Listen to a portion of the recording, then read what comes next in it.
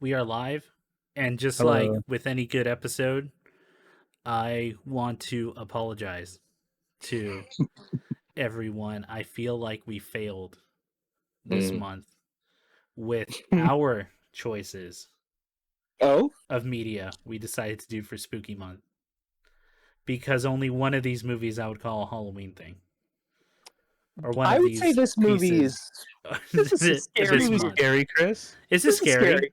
It's scary, but did you think Halloween? Yes. Yeah, you realize There's a scene on a Oh, sofa with two characters, and I will say, I had to stop the movie. I haven't horror. stopped a movie in a minute. Yeah, I haven't had to like get up and walk. This Mhm. movie did that to me. yeah. We'll talk about it. We'll talk about it. I know. Yeah. There's that entire. I know what scene you're talking about. That entire scene is like, so how far? How far are you gonna go? You keep asking. Oh my god, guys! Yeah. I'm so excited to tell you about this movie because you do have this sickening, like, Mhm. oh god, how is this gonna end? What's gonna happen? Yeah. Yeah. But to prevent the energy level from getting too high, Sure. I want to bring back the apology of we did not really choose anything spooky this month except the first movie. And that's not just on Nick, although I do blame Nick a lot because that was 2.5 hours. I blame myself as well for choosing the book too, as we'll get to later, as both me and Nick have finished it. I thought there was going to be a lot more supernatural and horror elements. There is not, but it does have scary moments. So that's so I would say more that's thriller. there. Hobbs and Shaw is scary in the sense of where the industry is. So like, I wholeheartedly agree. It's scary in the sense that when you're entitled culture snobs like we three, it's so troubling that you all eat this slop. It's like how I describe Space Jam 2 as an anxiety machine.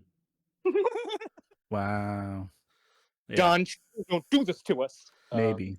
We're just it's everything wrong with the industry. Yeah. Up on the screen for you. Yeah. But Happiness is a good movie. It is a really good movie. It's actually really good. It's actually really good. Nick, I wanted to start with that. I wanted to say on the record, Nick, thank you for picking. It is genuinely like a great movie I've never watched before. But I definitely see why people don't necessarily eagerly recommend it to people all the time. We'll talk about that too. Yeah. It was rated NC-17. Yeah, it's one of the movies rated NC-17.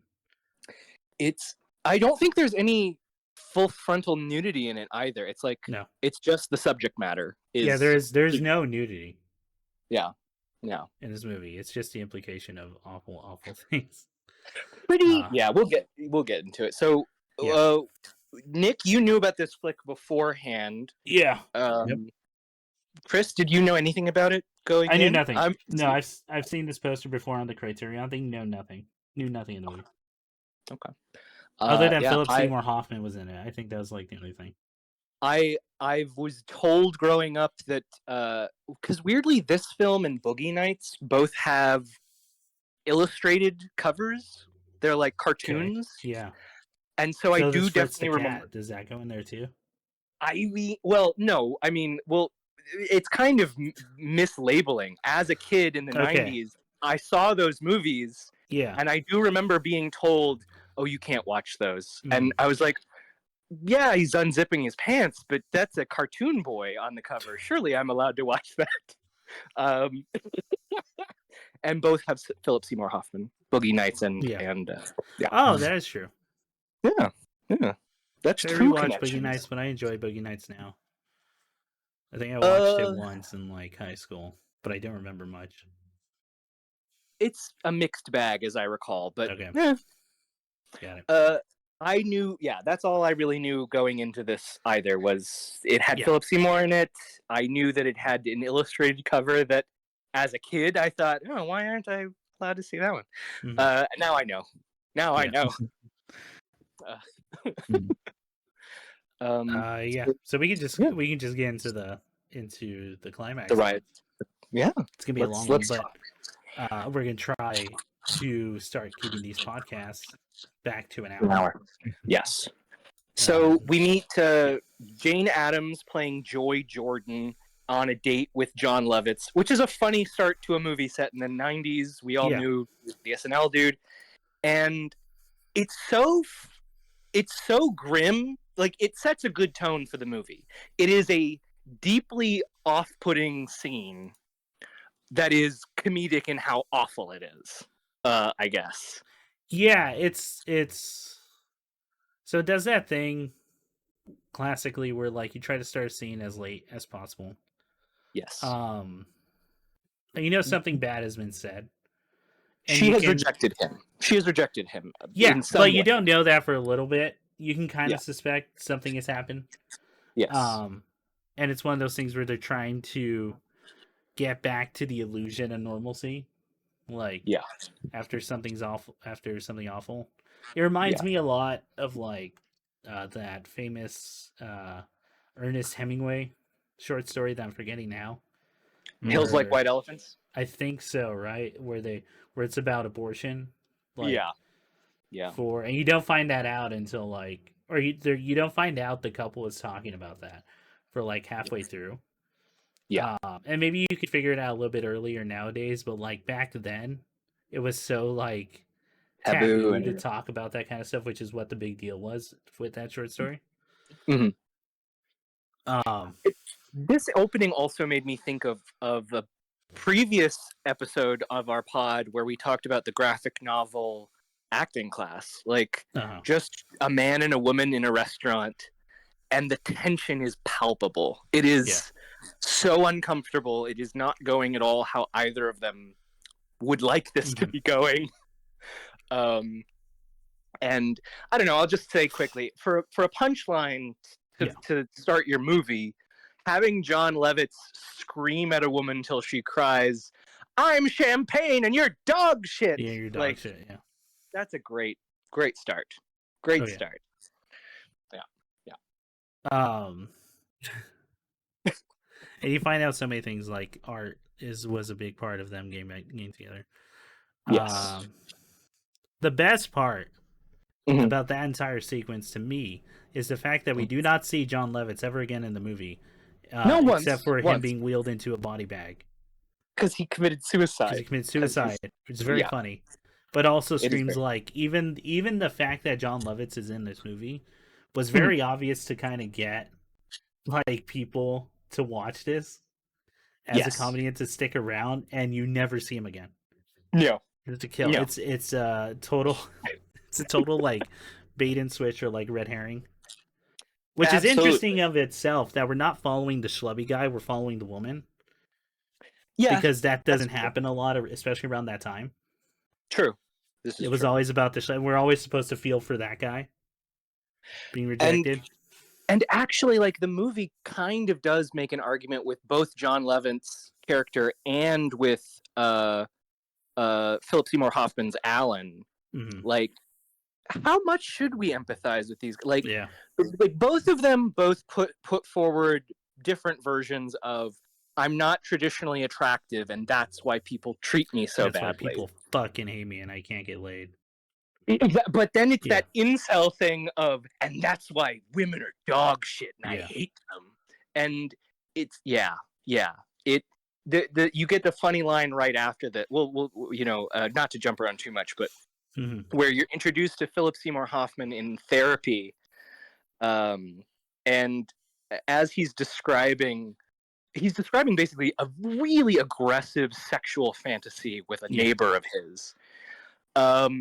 And then immediately, like, after he's described what is a really disgustingly graphic, violent sexual fantasy to his therapist, he then just goes on this really self-piteous tirade of, but I'm heavy and I'm boring and, no woman would really see the beauty in me as a person or let me fuck the shit out of them till they die. Can you believe, I'm paraphrasing. As he's like thinking about like what groceries to pick up and all that shit. The joke being nobody cares about me because I'm so boring, and we immediately get the therapist. Yeah, he's not listening to you. Yeah. He's still out doing something else. What about the bowl, really quick? Is that not like that's a funny bit also. Oh, that was just part of the like. I know art. I learned that. I bought the thing. Well, it says Joy on it. He bought a Joy bowl with her name on it, and then tries to play. I wasn't that into you anyway. Yeah. It's so good. Oh my gosh. Okay, so should we talk about which character do we want to start off with? Do we want to start off with Joy? Yeah, Since let's we're do already Joy. on it. Okay. Yeah. So Joy is a character who I think a lot of people around our demographic would relate to. I mean, I can definitely relate to it as someone who's pursuing kind of art as a career. Has a lot to do with like ennui. But she is, I think, 30, right? Is what they say. She just turned 30, yeah. She just turned 30, and isn't that funny for me to be watching that shit? And then she just turned 30. She has no steady job. Yeah. She says she's trying to be a musician. Although we only get like her playing a song once. Yeah. Yeah. And it's okay. It's like fine. It's one of those songs where you're like, yeah, that'll do good in a coffee shop, but that's not gonna like sell. Yeah. Type deal. Yes. She plays once. She's trying to do that, but also she's kind of lost. Like I said, ennui. She's trying to figure out like her purpose in life. Yeah. Type deal. And eventually takes up like teaching and an annex or like trying to help what seems to be ELL, English Accelerated Learners. Yeah. Yeah, so they can get their like citizenship or like whatever other documents they need. Importantly, she's doing it as a scab. Yeah, I was gonna get to that. That's one of my favorite scenes. And is that because I'm like, because I know the way they're supposed to, the way that's shot, and I'm really glad the director like does this. Since you're following her, and we haven't really gotten any like real reason that she's a bad person. Or has any like, or not even necessarily. I don't think she's necessarily a bad person, but she is lost, and is doing. Although I would argue, she's doing something really evil, which is she becomes a fucking scab and crosses the line. Yeah, that's pretty fucked up. Truthfully, I was totally with those workers. I'm like, yeah, fuck yeah, dude.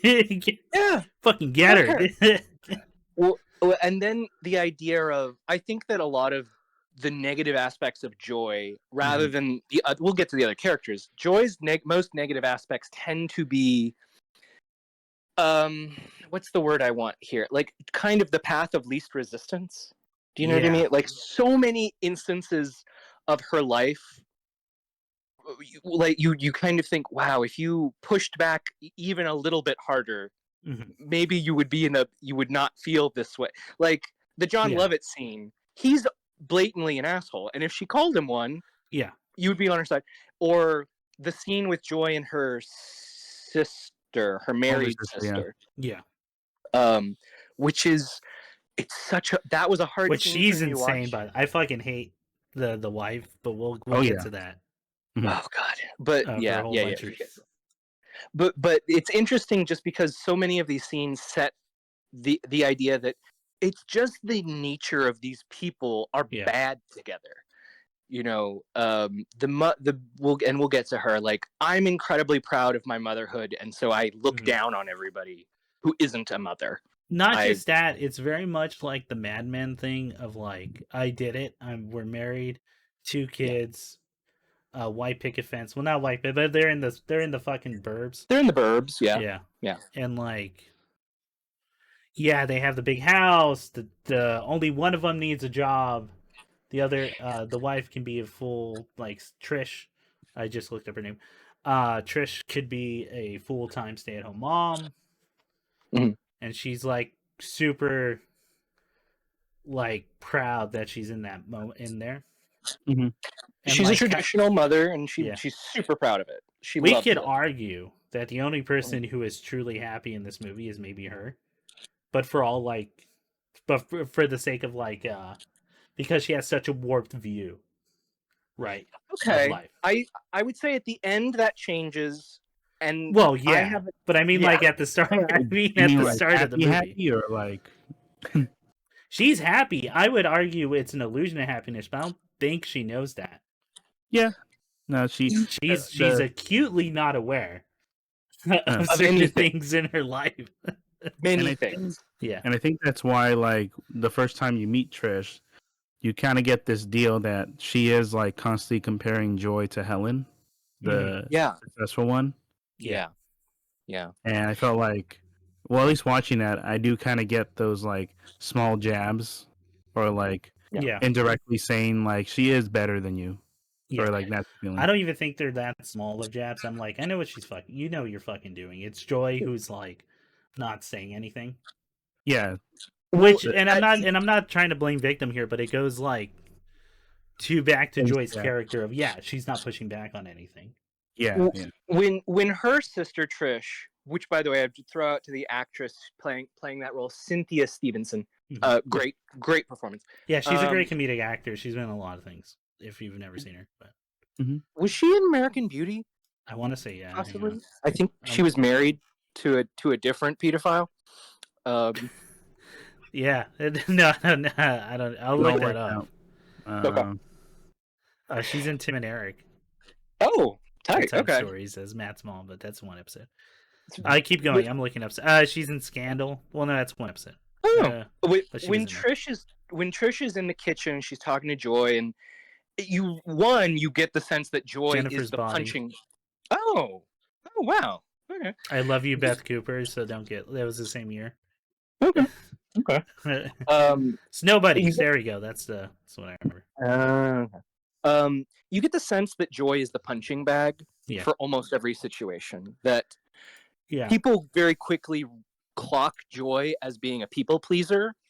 I think is another thing. Like, even when she doesn't like John Lovitz, he's a pig, he's disgusting, but she wants to be perceived as nice and likable, so she frames it, I don't really think this is good for us. So you can totally understand, like, even if you don't listen to that part, because we start, as you say, late in the scene, other interactions she has, you get the sense that is the way she goes around in life. Because when Trish browbeats her sister, essentially saying, why are you such a fuck up? You don't have kids or a husband or a real career, but we all believed that you'd turn it around.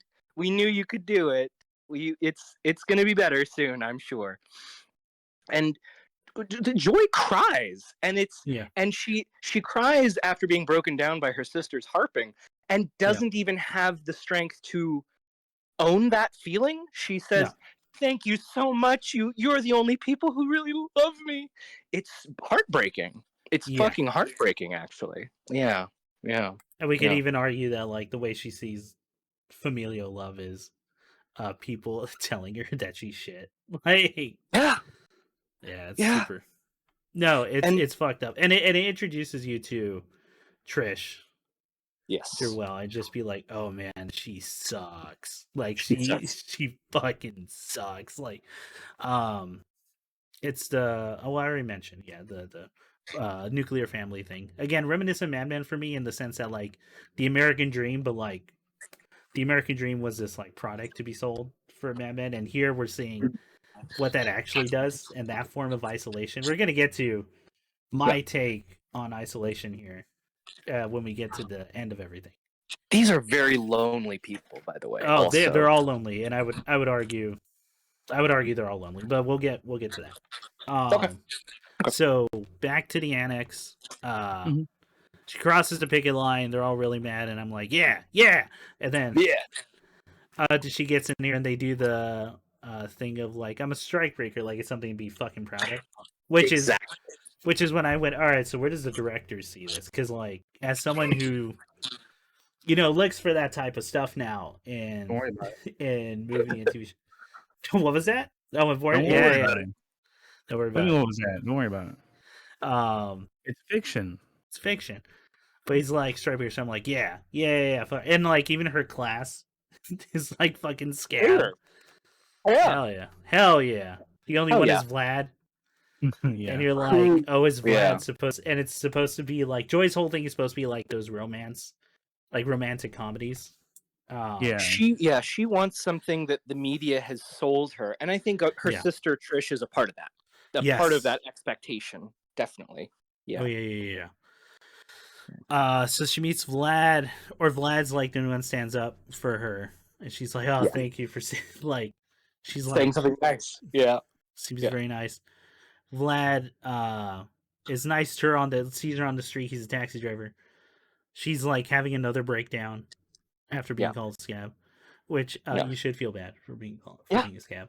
But and then they have, she he drives her all the way to New Jersey. They have a romantic time. They get hot dogs and ice cream. Something. They get hot dogs and ice cream. They get a diner. That's where we learn Vlad came from like Russia. Mm-hmm. Yes. And likes it here in the U.S. And she's like, "You're the only person that ever says," or no, loves New Jersey. I love New Jersey. Yes. He himself is selling to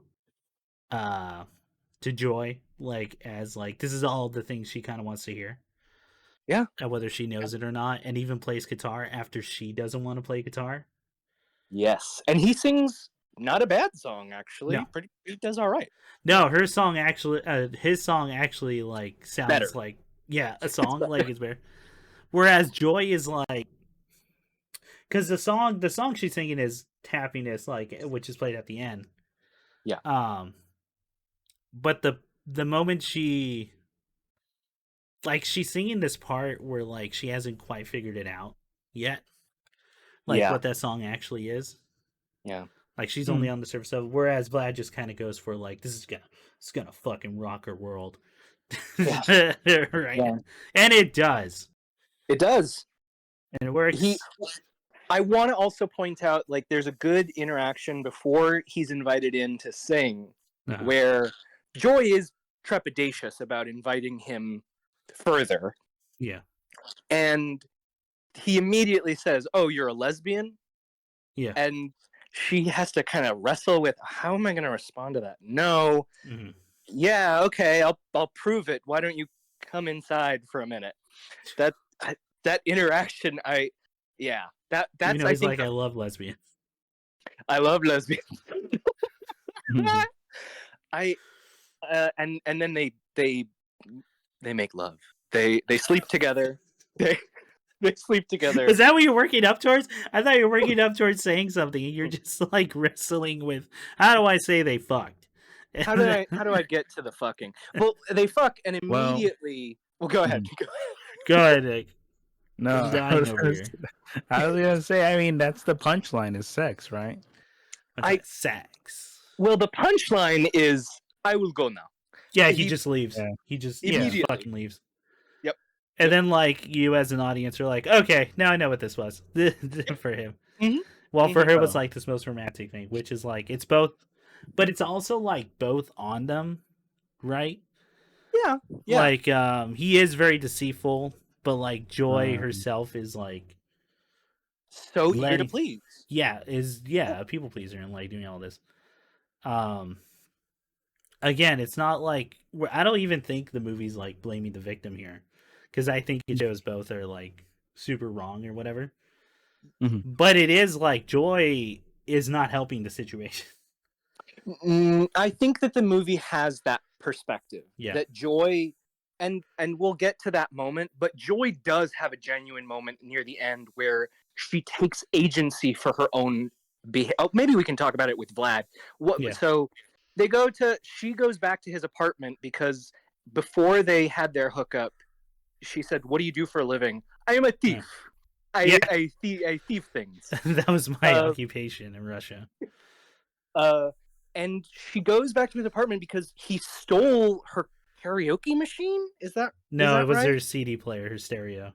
CD stereo. Yeah. So she gets there. There's a woman at the apartment. Yeah. Oh well, we forgot. She goes back to the annex. Vlad's not there, and someone speaking Russia mentions Vlad and starts like pulling her hair, eating the crap out of her. Yeah. Oh my god, she fucking goes for it, and they have to rip her off. Yeah. So it's implied like he was cheating. Like, oh yeah, he was lying the entire time. Whatever. Or he didn't even have to lie, because there was never once where Joy thought like, "Hey, are you married? You're that age, right? Like, right? You could totally be married.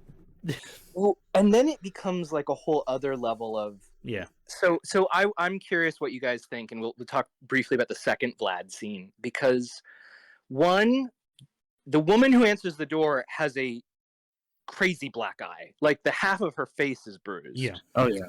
Oh yeah. And one of the first things that Vlad says when she does ask, "So you're married?" "No, I'm not married. I never want to be married." And then he kind of does a Joy, like reflecting her back to her, I think, in a sense, where he says, "Hey, she will not leave. What am I supposed to do? I don't have agency. What am I supposed to do? Get rid of this woman I clearly hate?" Mhm. You know. And there's a lot. One of the things I love about this movie, and you don't see it in a lot of movies, is that every scene there's a lot going on, like in the background. Everything feels alive. Like everything really feels like there's a whole nother story going on in the back that you're not seeing. So Vlad's apartment, like there's a crying baby, there's some old lady just in the corner at a table doing something. And then like something will happen in the background, the baby starts crying again. Then the Vlad yells, and then everyone in the background's like moving to get the baby. The old lady's getting up, and then there's so much like story happening in the back, and you're focused on this. Yeah. That's I love that in movies. I love that shit in movies. It's a lot of work. It's a lot of choreography and writing, but like, I love that shit. Let's hold on. I'm gonna throw out the writer is written by director Todd Solids. Yeah. Writer director. What a time. So even when like Joy is finally like taking control and like I need my CD player back. And my guitar, and she's being super nice. Yeah. Also firm. Because I think she realizes like that part of this, some of this is my fault. At least I would hope. And then Vlad asks for like $5,000. I don't have that much money. 500 then. What money do you have? What money do you then takes her to a bank? And we even see that scene. Yeah. And the last we see of Vlad is just walking in the Canadian tuxedo down in New York. Stupid Americans. His last line. Well, I want to talk about that one moment because I think that might be Joy's one moment of taking real total ownership, in the sense that, Vlad says, "I'll see you at the annex," and she says, "You know what? No, I'm quitting that. I don't want to go back. I suddenly realized that maybe I should be thinking about the strikers, etc." So I think that there is actually a rainbow at the end for Joy of maybe things could get better for her. I think. But we could also argue she's back where she started because she just completed a full circle. Yeah. Right. She just broke up with someone, sort of, but she cut off ties. And she just quit a job, which she did with Trish, and she's back having family there the next time we see her. Yeah, that's true. Yeah. So that's funny in its own right, but I mean, there is like a little bit of hope there. I would think. For I definitely feel like those actions felt like developments for the character. Like there's something here. There's a hope for development for her in future. Yeah. Nick or Chris, any other thoughts about that character of Joy that we didn't hit yet? I feel like that's more or less it. Okay. Nick, you got anything? No, cool. No, not as a musician. You didn't relate to the. I'm sorry, it's not a spooky. No, you're movie. beyond that. You're beyond whatever. I know I'm in trouble. I'm in trouble. So okay. I think it's cool about like the three sisters in general, Joy, Helen, and Trish, is that it's all under this umbrella of their parents, and what shit they're going through. Yeah, and it's pretty much like how the like the whole thing with the parents going on, and how that kind of like there is just in general this assumed hierarchy among the sisters, but then once like the parents break off, then it's like what's really there anymore. And the family. And I don't know, it was really interesting. Like I haven't seen something like that. You know, what it reminded me of George Lopez with the wife, right? Because she's so confident in her parents. Oh, Stability. yeah. Oh my god, I totally forget your name. Yeah, And I know what you're then talking about. not Carmen, Angie. I think it's Angie. Angie. Yeah. No. And Yeah. No, you're right. Angie, Carmen's daughter. Carmen's the daughter. Yeah. Yeah. Okay. Yeah, that just reminded me of like that. It's a smaller thing of like she is so confident in her structure of her family compared to other people that when she finds out the divorce, and just like with Trish and Helen, or Helen was told first before Trish, and that hurt Trish very much. Yeah. So that's a hierarchy. Like, yeah. Well, yeah, Helen is the best on paper, best adjusted of them, the most successful of them. Yeah, but on paper. On paper. Yeah. And we'll talk about Helen's. Yeah, me and Ian should have a conversation about. yeah, you're the right. Okay, for the writing, because there's some stuff she says that I'm like, yeah, I've said that. It's the music thing. Yeah. I don't even know like it's even relevant. It could have been any instrument, like because it could have been like any instrument she could have been playing, and he could have. Yeah. Because I don't know what, because the relevancy would be like, fucking what, Chris? Like, it's a work of fiction. I can't relate. I can see you running, dude. I can see you. Like, where am I running from? Oh, Nick, if you need assurance, you're nowhere near as bad as Joy. You at least have multiple stuff going on. You've been hired on projects. Yeah, that's true. She can't even seem to get a fucking gig at like a coffee shop or something. She can't get people to listen to her stuff. I listen to your SoundCloud here and there while I'm doing like paperwork and stuff. Nick, I've played three live shows in that punk band once. I have more like musical experience than Joy. So as far as we know, unless there was something like that was cut. But is it like the what am I running from? Like, is it? No. I think you just thought I was comparing you to Joy, and I was making the joke of the joke, Nick, was going to be that you both play music, so obviously you're the same people. It's like Chris and me are exactly like Helen because we. Oh, yeah. I thought it was like you guys can say I'm a doormat or something. No. No, I would never make you the door, sir. Okay, Nick. Nick, you're too snarky towards me to be called the doormat. I want to ask you both really quick. Nick, you mentioned the grandparents. Nick, what other therapy do you want to work out today? Do you want? I'm dying over here. This is hilarious. Well, I want to get a sense from you guys. We talked a little bit about how that breakdown shakes the family up. Yeah, and I wanted to get back to what Nick was saying about the parents. There's something really fucking this is just my one observation, and I'll throw it back to you guys. There is something really fucking grim. When the mother is confronting the grandmother is confronting the grandfather in their retirement community, and she just keeps saying, God, I could understand if there was another woman. Yeah. I could understand if you were in love with somebody else. And he says, I'm not in love with anyone. I just want to be left alone. Yeah. I just want to be by myself from now on. And and then we find out, because we're told it's a divorce, right? And yes. And then she says, like, we're getting a divorce. And then he goes, well, is Dad there? And like, yeah, Dad's in the living room. You want to talk to him? And then he goes, I've never said divorce. We're not having a divorce. Never used the word divorce. And it's such petty. That like American Christian thing. Well, any religion, like a lot of religions, where it's just the word divorce is like, we can't be divorced, but we're going to be separated or anything. But we can never ever say we're fucking divorced. Yeah. We would rather cheat on each other and keep hating each other and just not wanting to be around than to ever say we're divorced. Well, the psychotic thing to me, like, I kept thinking, okay, so who's gonna move? And like, there is a scene where Grandma goes to look for a place, but they don't move. And it sucks to look.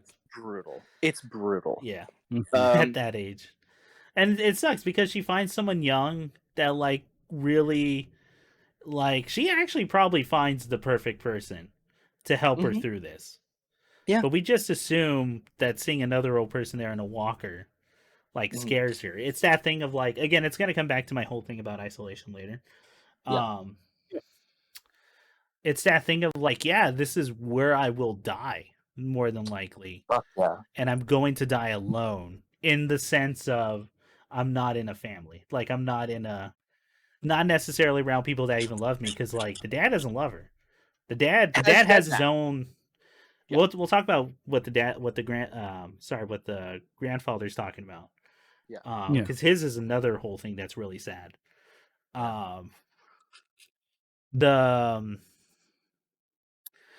She's just afraid of not dying around people. And in fact, I think that other lady that the grandfather is like almost cheats on.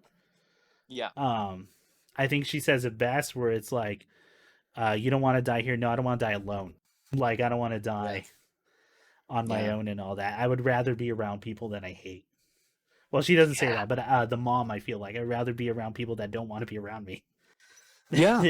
It's that classic Billy Joel song, right? Like, Piano Man, fucking, they're drinking a drink called loneliness, but it's better than being alone type deal. Yeah. I man. So what we did? I assume. So here's how I read the scene for that. I think she would have been happy there at those apartments, and I think that the realtor who also lived there, would have like helped her, because she seemed incredibly. That was a friend in need, right? Like, but no, that fear, the idea that you're not dying with a husband or a partner or married to someone, means you died alone, right? As opposed to being surrounded by friends and all that. It's a whole thing I can talk about with family, but let's keep moving on. Anything else about the grandmother before I want to talk about the grandfather next? I want to hear that thought, guys. Yeah, we can go to grandfather. Yeah. Okay. Anyone else want to start before I say my take? Because I felt like I talked about. Go for it. All right. I think the way I read the grandfather is he is incredibly depressed, and he won't say it. Like, he doesn't have the words for that or anything. Plus, like, the idea of like, I'm at this age, I can't be depressed type deal. But the only thing he really feels is like, again, the fear of death. It's the only thing keeping him alive, because he feels nothing else. Right? He has that scene where he sees someone have a stroke or a heart attack out on the golf course. It's another old dude, but he's with someone. We can maybe assume their wife, and like, she's helping him to, throughout the entire time. But that's enough to send him to the hospital, and the doctor's like, "Nah, dude, you're as good as it gets at your age. Just lay off the salt." And then we get the scene. We'll get to the salt scene, because that to me is the most depressing shit. So he's just not feeling anything. Even the opportunity to cheat, he goes once the offer is like extended to him, but he can't go through with it because he's feeling nothing. There's no joy. There's no like, guilt. Even, it's just nothing. He's empty. So we're left to kind of assume, like, we don't quite know where he's getting that from. It could be like, because I don't know enough about depression at that age. Where like, what is it? One thought I want to throw in on that, I think might be helpful in guidance, is I definitely feel like this movie is pretty explicitly a direct commentary at America. At American life. American life at that moment. Time. So figure he's 70 something. Yeah. He's 70 something in the 90s. So he's possibly a WW2 vet. Even. Yeah, it could be Greatest Generation type deal. Yeah. Like, and and the prevalence of PTSD and depression comorbidity for that generation was brutal. Oh, maybe. I say that just as having a grandparent a little bit younger who was a veteran, yeah, and definitely was dealing with some stuff after the war. You know, like, yeah. We definitely don't know because they never mention any of that, right? True. You only hear like stories, but that never is. like. Oh, sorry. Go ahead. No, I was saying like I don't think on either side of the family we ever given like a full timeline. We just heard like various stories. Yeah, we're really stuck with who these people are, right? Like In this moment, yeah, in this moment. It's a weirdly in the moment movie. Yeah. And like, so, I mean, it makes sense though. They wouldn't be talking about like, hey, remember that time, blah blah blah, if they're already not talking to each other that much, except about shit that's happening to them now. Yeah. Yeah. It's maybe it's a thing of like, there's nothing else to live for, but the fear of death, like, still frightens him, and is the only controlling factor in his life, maybe. Yeah, because he's feeling nothing else, which makes me to that salt scene where he's just laying it on. Because it's a form of suicide where it's like you're doing everything opposite the doctor said, but it's not, blowing your brains out. It's not jumping into traffic. It's a slow death. Yes. So maybe, hopefully, gradually you can meet it sooner. Yeah. And it's super depressing. We're making all those wrong choices.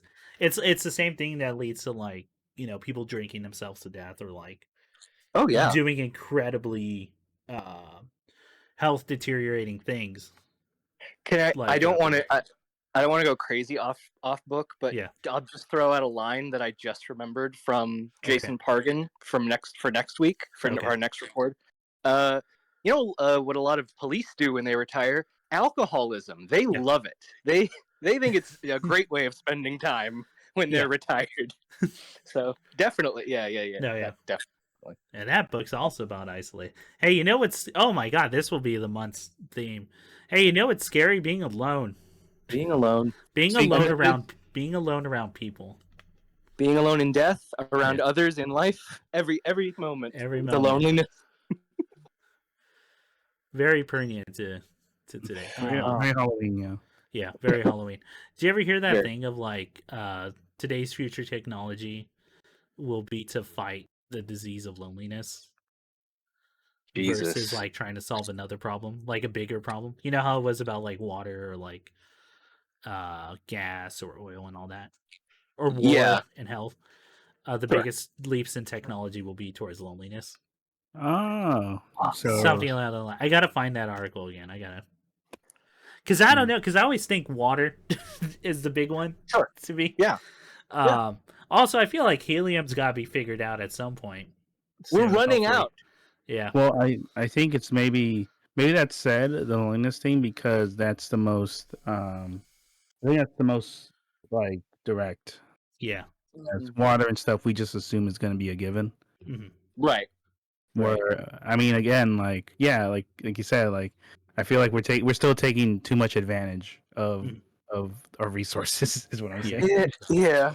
Well, anyway, that's a whole different problem that we gotta. Yeah. So Snow Crasher. Yeah. Anyway. Yeah, it's Snow Crasher, dude. Oh, you keep that book in mind when we talk about Jason Parkin's book next week. Yeah. Okay. Because I just like put together some structural stuff in my head earlier today about Snow Crash. Text me about that. I want to hear that. Yeah, it has to do with how he does endings. Anyway, but back into the movie Happiness. Anything else? Dad is depressed. He's slowly killing himself with salt. That was my read. Okay. Yeah. Anything else about the dad? Cool. I'm inclined to just agree with you. Yeah, I think he is definitely depressed and maybe suicidal, and isolated, and he doesn't know how to connect with people anymore. Like, but that's the story of so many of these characters. Like, if you want, Oh, Ian, you kind of cut out there. I think you cut off right now. Oh, he's in the shadow realm. Oh, he's in the shadow realm. Okay, me and you, Nick, we'll talk. Ian, if you can hear us, we cannot hear you. Yeah, your thing cut off completely. Nick, you want to type it to him in Discord real quick? Yeah. Just while we're talking. Okay, so let's move on to the next member of the family, which is last thing I want to say about the grandfather, it is very reflective that like there's that thing of like once you have your family, you don't need anyone else type deal, and people stop making friends or keeping up friendships, so they really are alone with their family. If they find out they fucking hate their family, which a lot of people do, having a family is not a guarantee of love. Then that's like that's a great form of like being alone, right? That's a real fucked up form of loneliness. Anyway, let's talk about is it Trish who is the writer? That's Helen. Helen, the writer.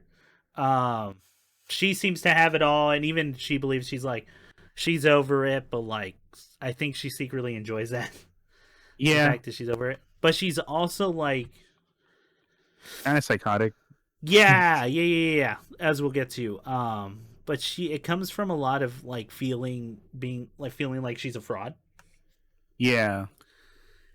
She has that line of like, oh, and like you mentioned the hierarchy thing, which by the way, that's a great observation. I didn't even put that together. But I think you're right. Because like ideally on paper, she's the one doing the best. Especially for like around that time and like what was expected of women. Which is real fucked up. Yeah. True. And she's doing great. She's selling, but she has that thing of like, can't people see these are super shallow? All her chapters are like, or the 2 chapters we see are like rape at 11, rape at 12. So it's not just like there's a mention of rape in her book. Her book's about that.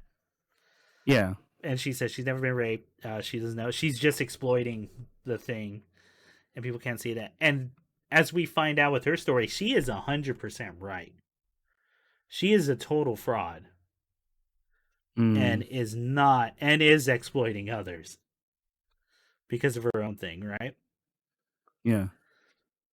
And it's not to say you can't write those things if you never. I'm not saying that, but like her books, like if your titles of your chapters are like rape at 11, rape at 12, and that's the core thing you're exploring, yeah, I would say you're a fraud if you're using other people's like experiences. And that's a whole thing of like psychotic and being fucked up.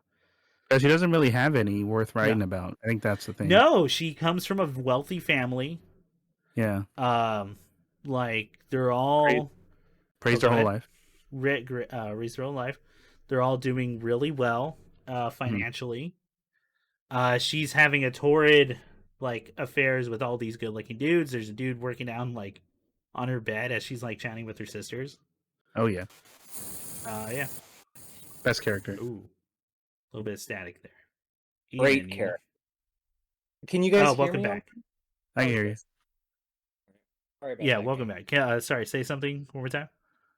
How's that? Can you guys hear me all right? Yeah, you actually sound way better than that. You're good. Okay, cool. Let me turn you up just a little bit, though. All right. Okay. Try saying something one more time. Happiness is one of the best movies I've watched in quite a while. Okay. I agree. Yeah. So we're talking about Helen, the writer. Okay. Yes. She says that line of like, can't people see that my stuff is like shallow? Which I've said before. One of like my biggest realizations or one of my like the hardest things for me to say out loud when I was like writing like early college and writing all the short stories was I think I want, because I had that thing of like I would give it to people. I would give it to you guys and like other friends of like, hey, is this any good? And everyone would come back with it like really liking it, telling me what they like about it, like genuinely engaging with it. But all I could think about was, and this is 100% on me, was like, yeah, but what's is it bad though? Because I know it's bad. Can you just tell me why it's bad? And then once I said that out loud, like, yeah, no, it's crazy. Like that's great. People like if they're enjoying it, they're enjoying it. Type deal. And maybe that just means I'm the best writer ever to have lived. So that's good. You're a gift. You're a gift. That's what this podcast is. That's what this has all been about, people. What is validated? Yeah, we're all done. Which we get. So we get Philip Seymour Hoffman calling her at the right time. I would use so hard. Yo, what the fuck you so hard? And she's like, yeah, someone who sees me for who I am. She has that degradation fetish or whatever. Yeah, she literally calls back and says, "Fuck me." Yeah, fuck me. Yeah. And that I'm hilarious sorry. scene with that. Just again, that whole thing being torn down as soon as you come face to face, you know? Yeah. Someone out freaks you. What do you do? Yeah, yeah. When the wall starts talking back, like, what do you do? Yeah. And then we get so her whole thing until like her and Philip Seymour Hoffman's character finally meet up in real life, and she's like, Oh, yeah, I'm not attracted to this. this isn't working. Yeah. This isn't working out. She's super not attracted to it. She real and just 100% confirming, yeah, she's as shallow and as uninsightful as ever. There, right? Yeah, so like the build up to that made me realize just how we don't really see movies do that, where it's like they just have a silent revelation of each other. Yeah. Yeah. We don't have that. It's always like a flashback or like someone says a line and it's supposed to be a callback, and but no, they just look at each other and they both give each other the look of, yeah, it's me. Yeah. Even when Philip Seymour Hoffman's doing the reach, like with all the music, it's reaching really fucking far. It's hilarious. Yeah.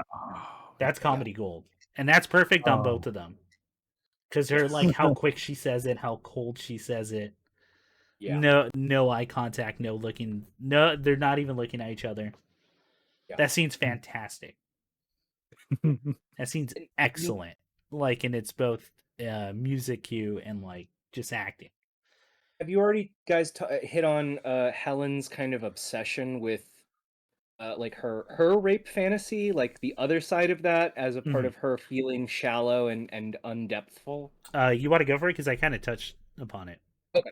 Well, just to say that, like, you get this whole scene where she is like it's really weird and childlike. She has like a temper tantrum where while she's reflecting on how depthful she feels her work is, she is thinking about, God, what if I had to go through something really character building and meaningful?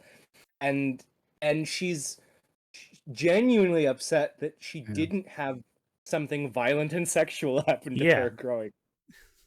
It's that thing of like me and Ian have talked about it, not on this podcast, but on like Storyteller Cast. It reminds me of like how people, when you write, you assume, not even just people like in general, but you as a writer assume that's life has to be bad for you in order to write something really profound and good. Yeah, exactly. And that's just a thing. That's a thing, like, we ourselves, and also like I find writers nowadays, also comedians, because that's like a comedy thing too, are working away from, because that's not true. You can still have great insights into society and all that, but like, yeah, like Weird Al does amazing stuff. He's like one of the best ever. Yeah, and he said he's like lived a pretty boring life, all things considered. But you get that. Oh, go ahead. Yeah, let me finish the thing. But it's also that, like, it leads to that really fucked up thought of like, I have to wait for my life to be bad, or I have to let something bad happen, and then I can write the great, and then the muses take over, and I can write whatever the fuck is like as good. So it's its own like self-destroying, like, prophecy type deal. Absolutely. But sorry, I don't know. No idea. I don't know if we ever talked about it on the pod. We may have talked about it on the pod, but when we were talking about the Atlanta season 2 or 3, I can't remember. I mean, Donald Glover basically wrote a whole episode arguing you do not have to dig into your wounds to make good art. Yeah. There are happy people who do great art. And conversely, there are fucking miserable people who never turn that suffering into art. Yeah. Are you going to stand there and say, "Oh, wasted opportunity"? Yeah, I know. Are you gonna be that guy? Like a psycho. Just another beating him down, like, type deal. Yeah, exactly. I bet you. Oh, sorry. Let me say, because I bet you, whatever like someone's going through it, the first thing they're not gonna say is, "I wonder how I can." Unless you're fucking psychotic, can I profit off or make an art piece about this? Yeah. I'm really glad that's how I do. No, they're thinking about how to get out of that fucking situation. Yeah. Yeah. And how do we make sure that doesn't happen? And if you're like even thinking it further, how do I make sure it doesn't happen to me again, as well as hopefully other people? Yeah. Yeah. I mean, I guess in an ideal situation would be that it can be therapeutic, but I mean, you can't. Obviously, like practically, you can't have it substitute for therapy. But I mean, I guess it'll just like I'm just not also into like the whole, especially music has that the worst where there's kind of like this built-in parasocial obsession of it where it's like, oh, he made a sad song, therefore he's gonna, they psychoanalyze you on the spot because of like that's a whole different problem that I'm with you on. Yeah. That we have to figure out, and as we prove with this character, like, no, that's not true. She came from like an incredibly privileged background, crazy privileged. Okay, so I think we should talk about, because we kind of touched upon the other sister. Honestly, but I feel like we can't talk about that without talking about her husband too. Do we want to talk about Philip Seymour Hoffman or those two characters? I definitely wanted to get to talk about the doctor, the scene. Okay. I mean, honestly, there's so much tension in that. Do you want to do the wife and the doctor together? Yeah, then let's do Philip Seymour Hoffman first. Okay. Nick, you want to take this one, or like you want me to go? I think keep going. Okay. I'll try to make it quick. Just kind of looking at time. Philip Seymour Hoffman's character is this kind of schlubby dude who's living by himself. We talked about the therapy session where he's talking about just a horrible like rape fantasy to his neighbor, who is Helen. Yeah. And now he just can't even talk to her, even in the same elevator. And then he would have found out. Either way, he finds out in this movie that she's super shallow, and that's not gonna be anything. But he's so like down on himself. He kind of just isolates in his room with like, we see him reading pornography at some points, drinking. He also sex calls people. He like sex pests people. And he's a sex pest. He calls people. He picks random numbers in the phone book that sound like women's names, as we find, because he calls someone in and it's a guy. He's like, ew, no, and like, because it's just pornography to him. It's just numbers. They're faceless, right? Exactly. And jerks off to them as they talk and tries to get them to talk and everything. Yes. And so it's all this like thing of just not talking to Helen, being himself. Oh yeah, and he makes a postcard that he sticks to the wall with his cum. Yeah, he does. Of the people he called. Fucking psycho broken shit, right? And then he's got a different neighbor that is not successful Helen that's periodically checking in on, as he's sinking into alcoholism. He's a functioning alcoholic, it seems, barely functioning alcoholic, it seems like. Yeah, he's falling into a void. I'm trying to find her name. Oh, Cameron Manheim is the actor. So Christina is the name. And Christina's like, oh, so it's this thing of like, yeah, if you just open yourself up to other people, maybe you can find happiness there, or find some way to not be alone. And we'll get to Christina in a little bit, because that's part of the story. He's shallow as Helen is. He thinks that. Oh, he's 100%. He's a star fucker. He's trying to like it must be the most beautiful woman like he can find. Yes, exactly. Type deal. Exactly. It's that thing that like Jason Parkin talks about where he's like, one of the things I think the most, and he mentions it in the book, one of the things I think the most that I think people are always get angry over is I think everyone has to lower their standards about everything. I do remember that. Yes. Yeah. Not even just about like love or like sex or like any of that. He means like everything. Yeah. Right. Yeah. Expectations should be low for all aspects of life. But yeah, it's that Bo Burnham joke. Yeah. So it's 500 Days of Summer. Yeah. So we So Christina's visiting, but he's like always turning away. We get that great scene where he's like passes out at the door, like, and Christina walks him to the bed, and she has her own thing, and you get this insight that like, oh yeah, maybe she's alone too. She, or not, maybe she seems super alone and wants like this dude, or is like definitely, yeah. And we'll find out later with her, she really just wants someone to talk to. Yes. That monologue, we got to get to there. Yeah. And then we get that great scene where he just runs to the toilet, like abruptly wakes up and like, just pukes. Yeah. And then gets the scene. And Nick, do you want to do the line? What's he say when he gets out? We get the great line. Well, first it's her looking and realizing he's reading porn. Reading porn, like seeing his living space. Yeah. Just and how then, like bare that meme of like a male living space is just bare. It's only these things for hats. All his shit's on the floor, like pushed up against a wall. Yep. I don't want to be associated with that. That's a health crisis. No, she does. She's like, yeah, no, that was fine. No, I have myself like those photos. Oh yeah. That's kind of, I don't want to deal with that. No, I'm the dude who puts up too many posters, as we can kind of tell. In fact, I keep buying posters and like, well, actually I stopped, but I still have so many. I'm like, I don't know what I'm gonna do with them. Yeah. So we get Go ahead. So we get him slumping out. He leans on the door frame. Yeah. And then he just looks at her, and then he's like, "What are you doing here? Yeah. Get out! Get out!" It's such a good read.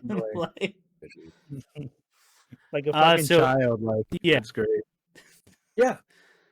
Go ahead. Yeah. He's definitely a child, and his fantasies, I think, definitely are for an emotionally stunted person. He cannot handle having. I don't think Philip Seymour Hoffman could have sex if someone that character could have sex. Yeah, I was about to say Philip Seymour Hoffman is a national treasure. Yeah. And rest in peace. So you leave him alone. I think that even Alan's if that character Alan found a woman who wanted consensual sex with him, he could not actually do that. Oh, if like the situation, yeah. If that happened, no, as we find out, because Helen calls back, and it's a freak meeting his freak. Yeah, and that's scary too. None of that. Yes. No, so it's again not that thing of like, yeah, even if the person wants you, no, it's not. That's not your problem, dude. Yeah. It's very much, it's very reflective, like, of just that male like isolation thing, where again, it's all your expectations of the world. It's very Fight Clubby, and that's what's making you angry, is that things aren't going perfectly your way all the time, and without realizing you're sabotaging yourself.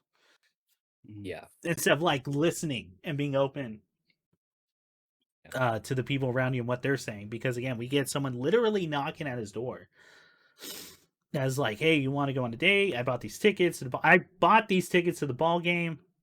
I'm sure they were cheaper back then, but I mean now that'd be crazy. And and then they go on what seems like a real nice date, like a great date. They're at a bar, they're dancing, they're slow dancing. They both seem very in the moment, and like they're both like very just, they seem comfortable, like, and finally like they're not alone, right? Yeah, they both found someone. And then we get oh my god, what's her name? Wait, I just said it. Christina. Crazy, awful story. And we see so much of it. I was surprised how much of it we see. Yeah, she essentially, she talks about like being raped by the doorman who died.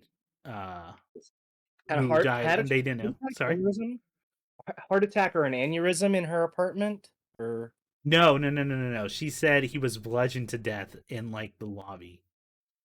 Oh, okay. Which the whole time I'm thinking, I'm like, and no one, he didn't fucking, Philip Seymour Allen didn't notice, like, or no one else noticed. That seems like a crazy violent thing. Yeah. And he was bludgeoned to death, but it was after he went into her apartment under the guise of like helping her out, and he says he's lonely after his wife Yes. passed away. And he finds her beautiful, and then proceeds to rape her. Yeah. And she murders him. But not only does after she murders him, she obviously freaks out and chops him up into pieces. Yeah. And hides her in her stuff and is like throwing him away. Yep. And then that's where we find out like Christina never wants like sex of any kind. She never wants sex of any kind. She doesn't like being felt up like that. She wants some form of romance or intimacy. Yeah. She just wants to be alone. But the way I read that was also I think she needed to tell someone. I think she needed to tell someone. She's definitely like, the sense I get is it's not a case of an asexual being in a bad situation. She is a traumatized woman. No, yeah, she's now broken. Like after an incredibly horrible attack. Yeah. But like again, she freaks out and does something psychotic, which is hiding the body parts like in the fridge. Yeah. So it's all sorts of like, oh, it's incredibly messy. This is obviously a lot for Alan, who tries to go back to the neighbor, Helen, rejected there, and then Alan just after being rejected just doesn't want to be alone. So even after hearing about the murder, just goes to sleep in the same bed with Christina, but they're both like, Christina's under the covers, he's not. They're both like back to back. Yeah. Sleeping. It's a wild scene. Okay. Anything else? Possible silver lining for that character too, I guess. Like maybe he'll be alone. Less terrible. But he's back to being alone. Oh yeah, maybe he'll be less terrible. Yeah. One could hope. One hopes. Yeah. But it is. And you know what? And one could say by putting himself out there, he met with probably the worst circumstances that could possibly happen for a guy, for like, other than being like murdered and raped, but like as we find out with the women in this story. Which again, that's a whole nother way to look into this. Into this book, definitely. Into this movie that we don't have time for, because I think there's something interesting there. What happens to women in the story versus men, and like the expectations we have. Well, what are the worst case scenarios for all of us? Like, they're very different. Yeah, and a lot of that's like, it reminds me of that great tweet someone put out once where he was telling the story where he was talking about dating with like his friends, and it was these two girls. And he's like, I don't mind dating. You just kind of, I don't like, if things go bad, they go bad. What's the worst that can happen? And they both said, oh, you can die. And like, his point was like, I had never even considered that like as a possibility when I'm dating people. But for them to, that's just a normal part of like, if you go on a date with someone, there's a very real that dude will just murder you, the way like murder rates go. With violence towards women. Like, there's the old Donald Glover line of he does like 5 minutes of crazy ex-girlfriend material. Yeah. Like, this girl I dated, she's, and they're all quirky and cute stories. Like, they're cutesy. And then he follows that 5-minute bit with, and then I thought, I've never heard a woman tell a crazy ex-boyfriend story. Why is that? Oh, she did. That's why. Yeah. That's why. Okay. That's why. No, that's a good bit. But yeah. Anything else about Alan before we move on to the big enchilada? To the hot ticket for this movie. To the thing that got the movie, like almost dead on arrival, because it got rejected by like Sundance apparently. And they had to shop around a lot before getting that movie. Before letting that whole storyline rock, because apparently like one studio wants to buy it, but he said take out everything to do with that character. Plot line. Yeah. I'm glad they did it. I'm glad they kept it, because this is the character played by the actor Dylan Baker, who plays Dr. Wood, is one of the most harrowing plot lines in a movie I've ever watched. Yeah. Yeah, earlier there was a scene I referenced, we'll talk a little bit about, where the tension of the scene is so horrifying. I did have to pause it and like walk away, but we first meet Bill Maplewood as the therapist to Philip Seymour Hoffman, who's not paying attention. I think the very next scene is him buying Teen Beat and masturbating furiously in public to it. Yeah, well, no, he goes to get the groceries that he was waiting for, and then buys the Teen Beat, like the Teen Beat equivalent, whatever that is. Yeah. And then jerking off in his car to it. And you're like, oh, all right, well, he's a monster. And he's a ghoul. And well, there's like a family getting into their car like next to him. There is definitely a child just over his head talking to its. Oh, it's a mother and like her 2 children getting in. They're arguing and shit. Like, Again, I'm always like observing what's the background stuff, especially in movies like these. So we get scenes between the doctor, his wife, who is Joy, and Helen's sister. And oh, hang on, you're roboting out again. His junior, Billy. 1 sec. Is this Try again. Better? Ian, you might want to disconnect and reconnect. About now. That's better. Okay. All right, I'll jump off. 1 second. Oh, got it. Okay. So it's Trish. Yeah. His wife is Trish. His wife is Trish. Billy Jr. And the doctor. Those are some of the most tense scenes. Ever. Yeah, and they ignore the thing like every so like you almost get fooled into thinking, oh yeah, no, I'm just watching some like Americana piece about like white suburban family. But then you'll get these, and it's like even interlaced with music that sounds like it could be in a fucking sitcom from that era. Very wholesome. Yeah. But then like, no, he is eyeballing this this boy, Johnny, as we find out at like baseball games. And then we have another like side of like misogyny where the dad's like worried his kid's gay. Oh, I want to throw that line out because that was a scene that I thought like it's 1998, but like I definitely it was all material that I was like, oh shit, that feel the homophobic father, like oh, I know that character. Like, so he says my son's a faggot, and I think I should hire a prostitute. I think I should hire a professional to fix it. And the doctor says, "What do you mean a professional? He says like a hooker." And then the doctor says, "Your son's 11." There's a long pause. You're right. It's too late. And I just think that line is so. Yeah. It's funny because it's such a darkly funny thing to say. Yeah. You're right. He's 11. It's too late. But also like. I think that there's something going on there in the tension of this man is a pedophile. Yeah.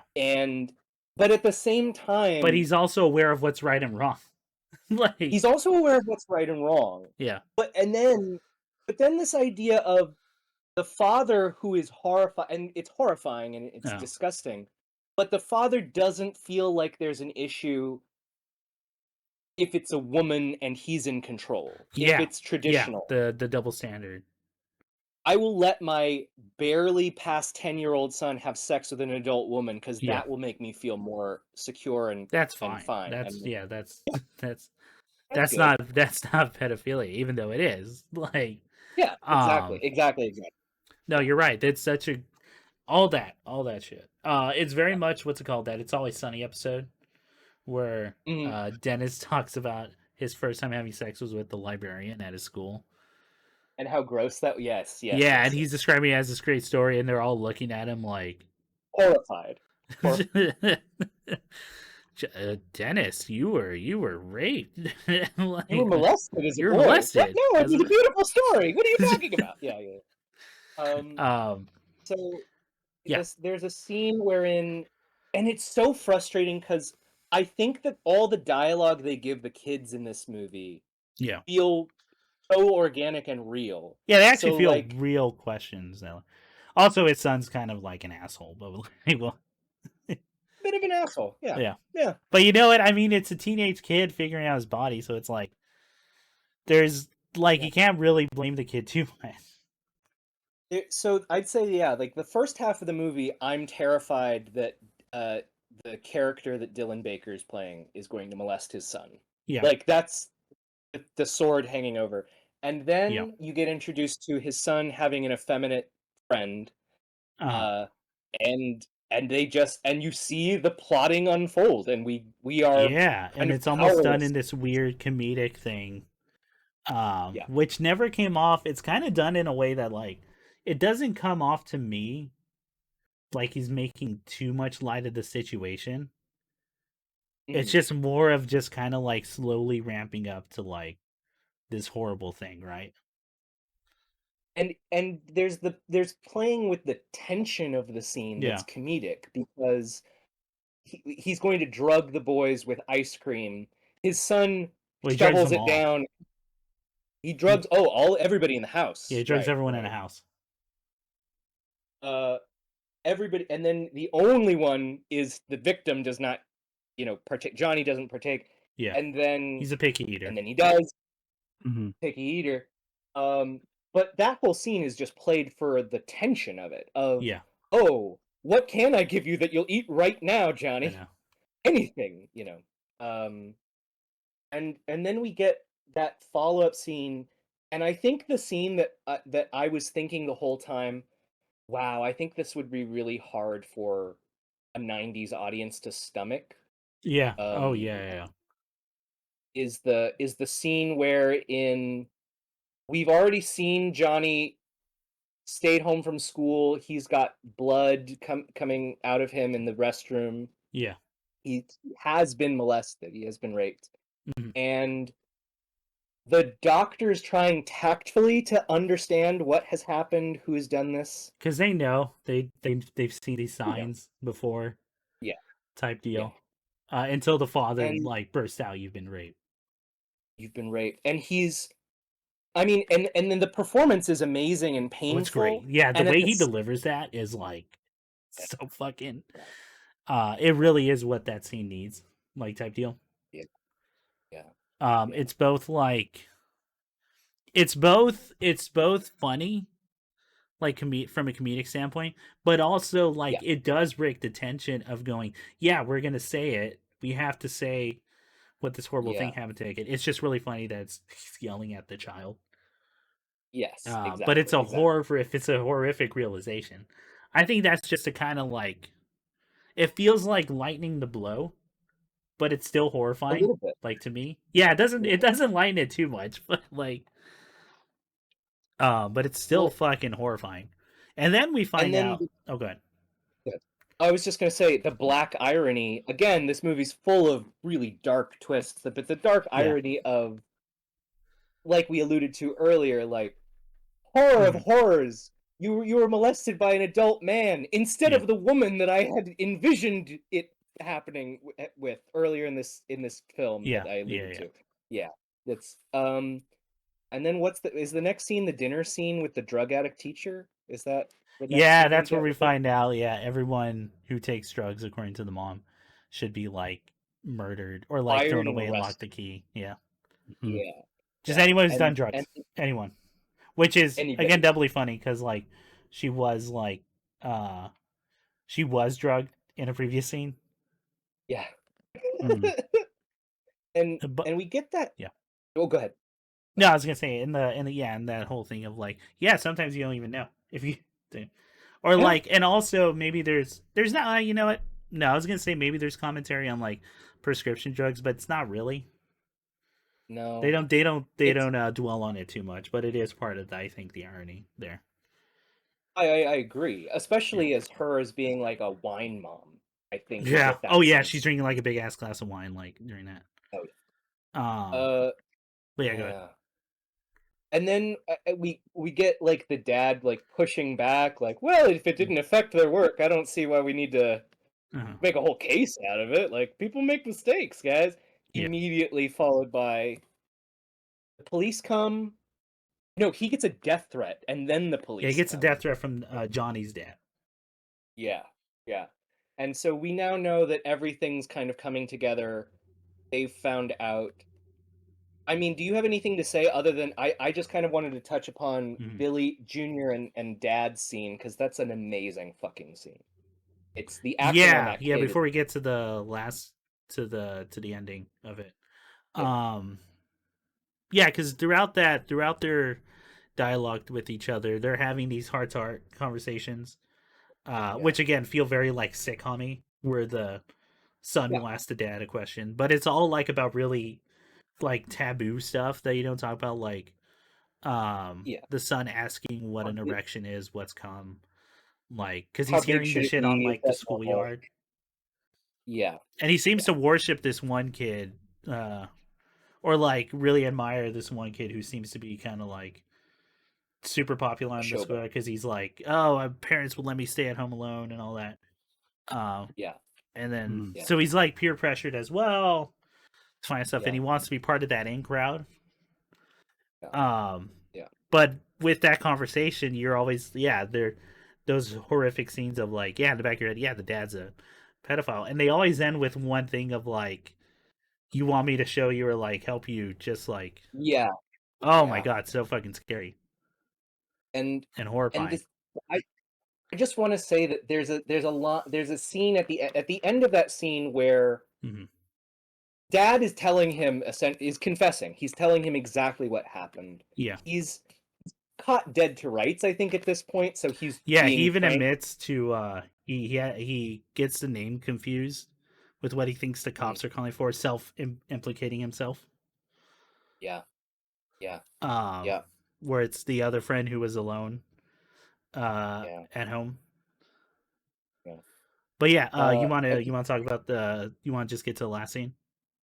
I mean, just to say, we'll just get to the last scene, just to say that the performance that that young man gives, his name is Rufus Reed, I believe, was Billy. Okay. Just the weeping, the crying, the recognition of what his father is telling him, it's heartbreaking, and it feels so real, and it's a great performance. Well done on that. Oh yeah. And Nick has some cool facts about that, but we'll talk about it after the scene. Okay. Yeah, so it's the son asking him what's going on and asking all these terms. Like, what is like a pedophile? What is what were you attracted to? Until like connecting all the dots. And it really is a scene you just gotta watch, because it's so fucking like, it's heartbreaking, it's horrifying, it's like you're watching so many things being destroyed in this kid's like world in real time. His family's going to be now gone. Any notion of family is now gone. Knowing that the people who, and it is something that's not talked about too often, is just like how much fucking power parents have over children.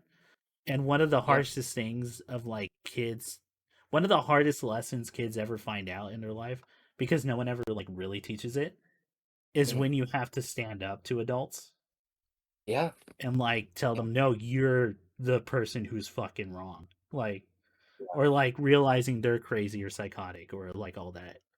And usually when kids find out, that lessons is in a very like hard and difficult way. But just him telling him, like admitting all these things about himself too. And with the with the kid finally putting together, like, were you ever going to rape me? And he went, no. Or like, have you ever done that? Because he's been asleep, and Johnny was asleep. No, but I've masturbated to you. And that being like, heartbreak. Just fucking, and you can see like the pain. It's so well done. It's an amazing fucking scene. So we get the last shot of their suburbia house with graffiti that says like child pervert or something like that inside. Like it was like serial rapist. Serial rapist. Yeah. And very clean letters. but they wanted to make the message. Yeah.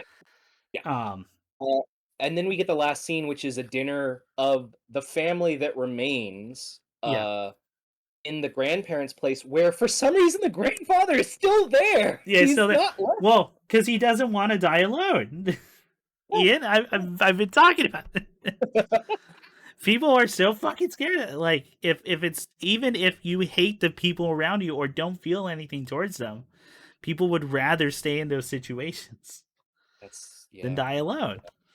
And then we basically get the last scene is kind of a wrap up on all the plot lines. It's everyone gossiping and getting us kind of caught up with, what's going on in their lives. And that Helen is, I guess, gonna try and, I mean, Helen is still Find coming out of this smelling like roses.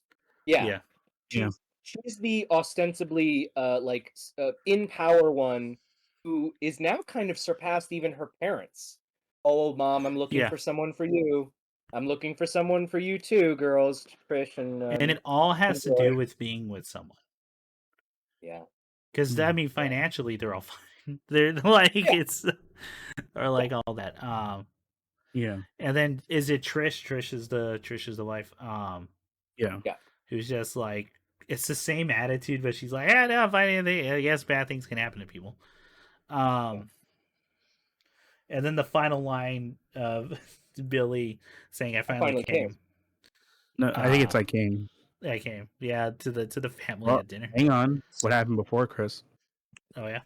You skipped a bunch. He masturbated to a woman on the patio. Oh, is he actually masturbating? I thought he was just standing there, like, and was. No, the dog licked it off the rail. No. I know that part, but I mean, like, I didn't think he was actually like masturbating. I thought he just preemptively he shot. Shoots his first comes all over that balcony. The dog eats it, and then his mother gives the dog a kiss on the mouth. Open mouth. Yeah, that part. Oh my god, dude, it's so fucking.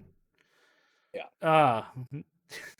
Hey, I heard that might be like a white people thing because I don't know anyone who kisses their dog on the mouth. I can confirm only the whites do that. I don't. We don't. Oh my god, it's so fucking gross. I don't know why people do that. You know where dogs put their mouths? You fool? Anyway.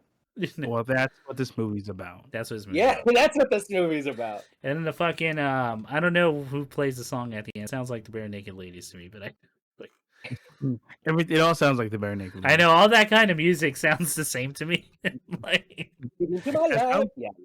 at some point, Chris, you just have to go. It's all the same. It's all bullshit. It's all the same. Yeah, and the movie ends. That's what you're left with. That's what you're left with. All right, what do we get out of it? Go. Following action. What do we get out of it? Just looking at the time. Who wants to go first? Because I have a whole spiel on like isolation here. Give it to us, man, and then we'll pick up. Yeah. All right. So I think this movie's, well, to say just isolation would be wrong, but every character in this movie is alone, even when they're surrounded with people, right? Philip Seymour Hoffman is the classic, like. Well, now we say classic, but I mean, they're probably not talking about it too much. The only other movies that are older than that I can think of is like Taxi Driver. Of like how a dude being alone and how that warps their mind. Yeah. So Philip Seymour Hoffman's character alone in that sense, he's not with anyone, and even when people are like trying to open up with him, even the dude who is like asking him about the sports team, right? Yeah. That's someone trying to connect with someone. Yeah. Like it seems so fake. He can't connect with anyone. He can't. All due to his own like warped thinking and all that. All his weird expectations of people, right? Yeah. Where he's like, I'm boring. People find me boring. I can't do all that. And then like we have Helen. Helen's the writer, right? Yeah. Helen feeling alone because at the success, like heavy as the head that wears the crown type deal. No, but also no one can see her art for what it is, which is a sham and fraud except for her. And again, she's right. Yeah. And then if she's making bestsellers lists and people are saying she's a great writer and like all that, then yeah, I guess you are alone in that sense. No one can see what you're at, that you're a total fraud. Real you. Yeah. And then we get Uh, we Joy? get Katrina, of course, or Yeah, yeah, it's Katrina, right? Katrina. Fuck, I should just read the list. Okay, there we go. Christina.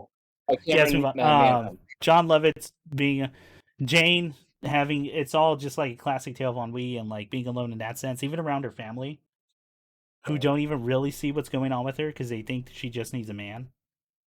Yeah. Type deal. Yeah.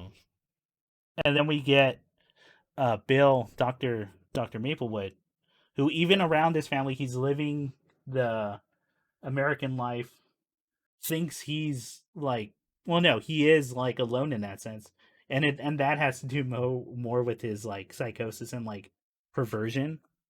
Yeah. And just being like a piece of shit. Yeah. That and the wife, right? She's alone, but she doesn't realize she's alone because she has this facade of happiness where everything else is coming apart around her. She's secure in the structure of the tradition, I think, is the way of thinking about it.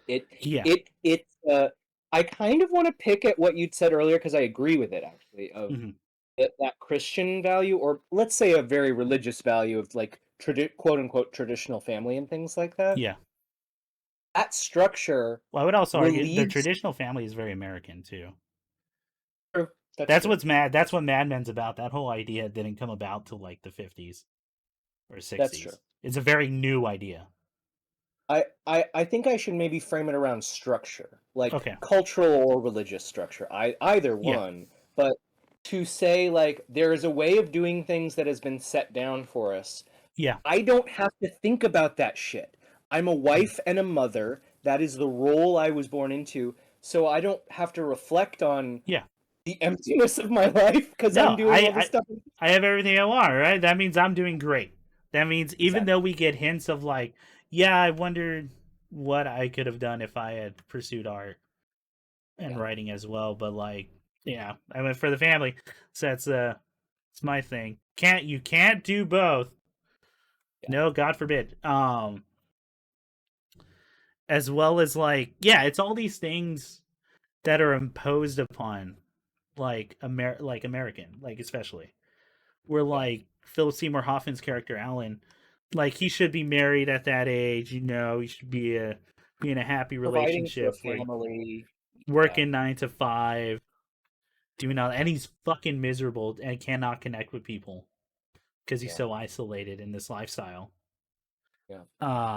Helen, who like, yeah, you're supposed to have the success when you're that writing, through your art and like that, but she's empty and alone because like people can't see what her art actually is a sham because there's no depth.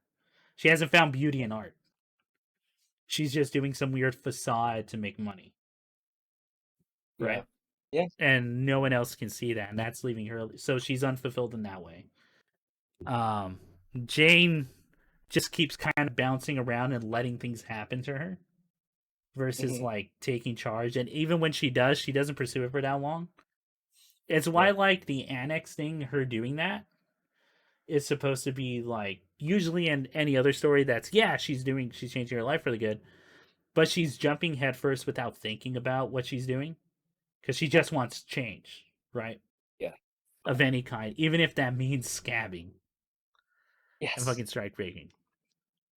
It's also interesting. I want to throw out as you what to points you've made already, but other than Helen, a lot of these characters don't have any internal reflectiveness at all. They do not see themselves. Dr. Maplewood at no point, even when he like is saying things that are like, yeah, you're supposed to think about right and wrong and all that, and has moments that sound like he's saying shit from a fucking sitcom, like he's gonna be this voice of reason, is not like ever stopping going, hey, yeah, rape is wrong. Like, this is wrong. I should be treated myself if if I'm attracted to have people that age. Like, no, you're right. There's never any self-reflection here. Even and that's kind of what's genius about the opening scene, because John Lovitz we're getting that of him calling her shit and No. all that. And He's I'm not reflecting champagne. on what he could have done in the relationship at any point. No. Granted, Yeah. who's gonna do that like mid breakup? That sucks, especially True. like in a public setting and all that. True. But like obviously, he never quite moved on as we find out he committed suicide. Yes. Unless he was going through some crazy financial trouble and owed the mafia something that we didn't know about. But that's Yeah. I doubt that happened. No, so it's all this isolation from expectations that are like kind of implied upon them as they're trying to find, happiness Yeah. in this world. Yeah. And they can't because they're all their own like worst enemy. Yeah. They can't. Yeah, you're Yeah. right. They can't move on beyond themselves. They're They worried can't about move what on. image, not only that they're putting out, but the image of who they are in their head. Yeah. To themselves, right? Without admitting who they are truthfully. Yeah. Yeah. I don't know. So that's the start. I feel like I could dig more into that. But what do y'all think? What do y'all? Yeah. What do you think, Nick? I agree. The human sex drive was a mistake. Good night, everyone. Thank you. We should Thank you. follow the puritanical. Uh, Ian, what'd you get?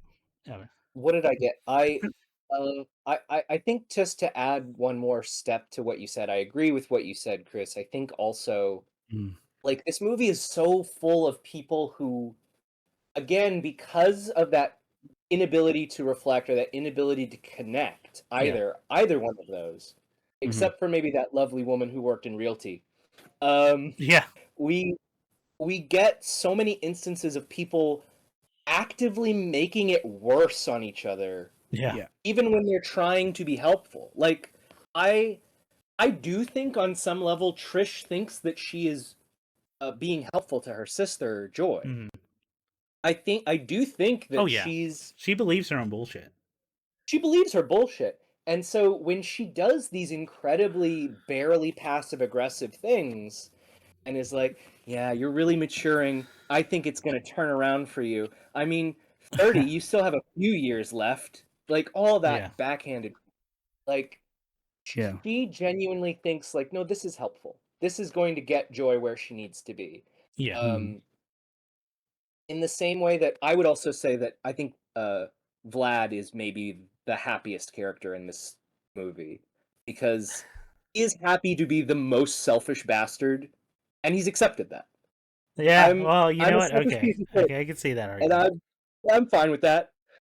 Oh, you know what? Okay, hang on. You say that, but now I'm also thinking about that line of like stupid Americans. Because because I think you're right. He knows he's a piece of shit. Like he knows he's a piece of shit. Yeah, definitely. He's not. Well, no, he does beat his wife, so he is a monster. To that degree. He's a ghoul. Yeah. But he knows he's a piece of shit. He's the most content out of all of them. Yeah, you don't see him complaining about his life. I love New Jersey. He's like a human New Jersey. Anyway, that's my thoughts on. I love that he's wearing "I Love New Jersey" shirt. Like when you see him in that apartment. Yeah, I think that's so fucking funny. But there's just so many instances in this movie. Like, Dr. Maplewood is ostensibly supposed to be the healer. He's supposed to be the one to be able to resolve the issue, and he's the darkest, most monstrous of these characters, conceivably.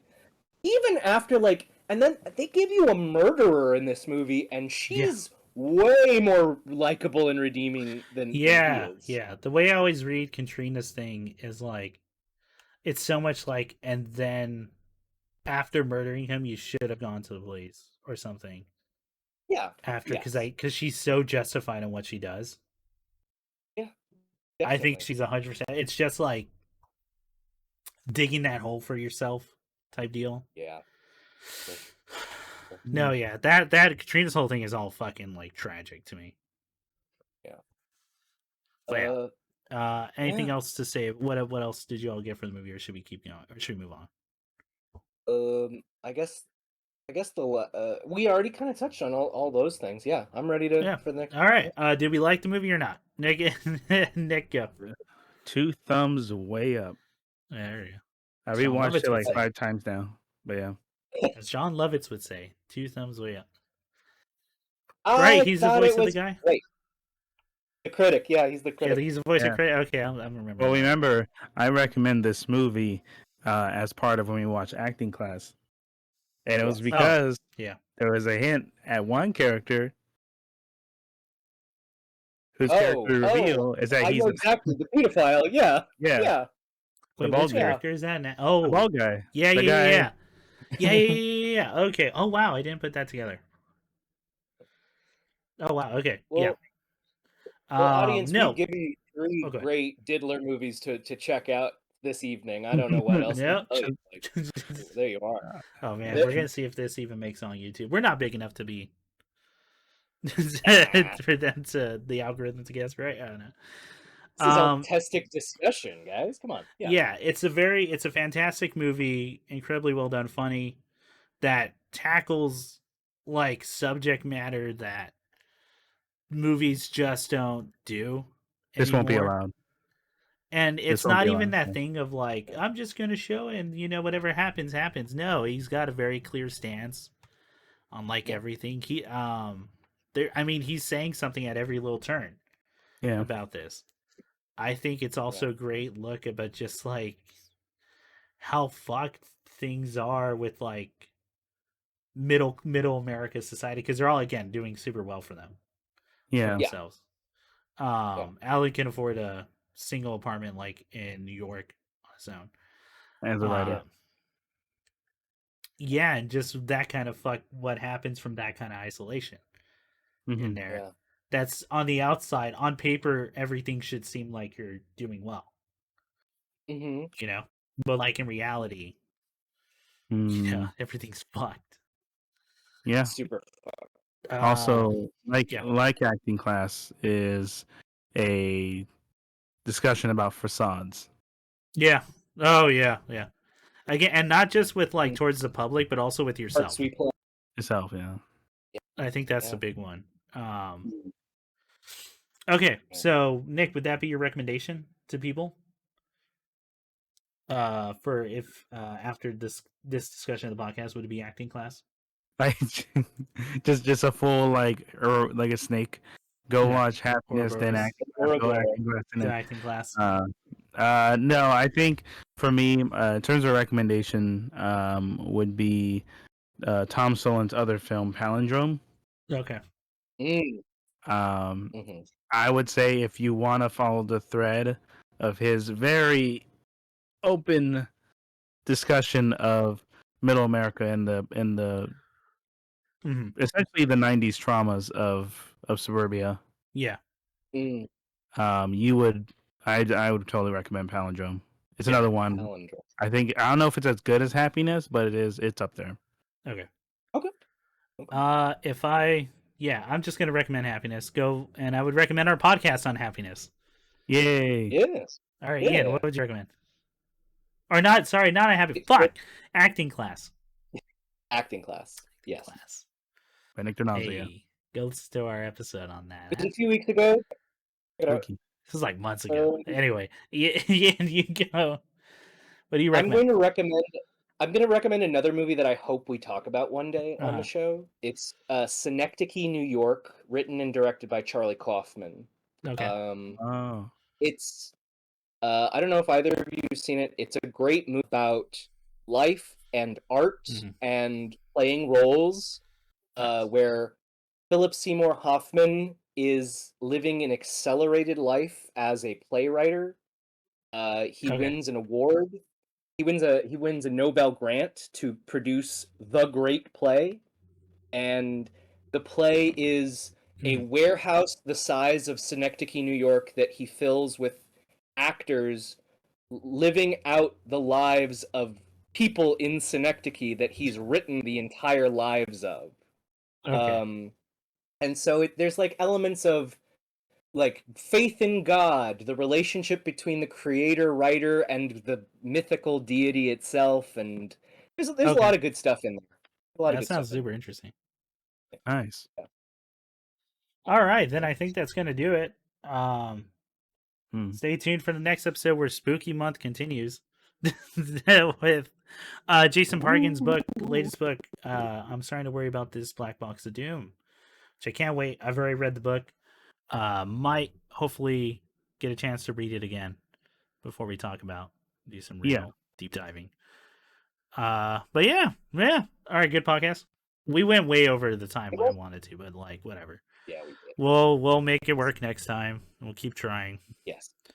Not just because I respect your time as a watcher, but also it costs money once you go over a data thing with Libsyn. So, we gotta start figuring that shit. Okay. All right. Bye. See ya. Bye.